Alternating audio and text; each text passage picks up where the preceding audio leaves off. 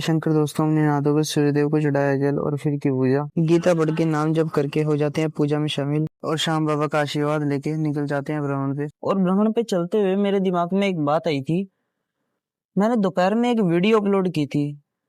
हाँ, क्लिक कर देखिए, मैंने उसी में वो इम्पोर्टेंट बात बताई थी। बात बता के गन्ने खा के मैं पहुंच जाता हूँ हरदोई जिले के धामपुर गांव में माँ दुर्गा मंदिर, जहाँ पर बालाजी की 100 साल पुरानी प्राचीन मूर्ति है। वह राधा कृष्ण जी और सीताराम लक्ष्मण जी की बड़ी अनोखी मूर्तियां थी। फिर देरी ना करते हुए पूजा करके आज हमने भगवत गीता में पढ़ा।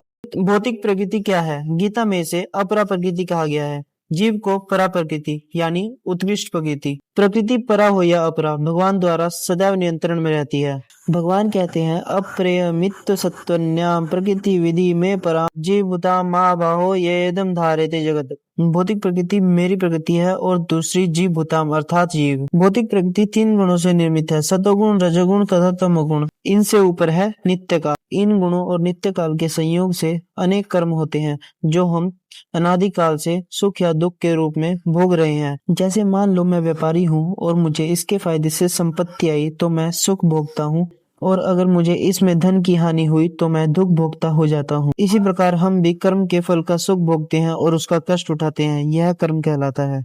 मिलते हैं अगली वीडियो में। जय शंकर।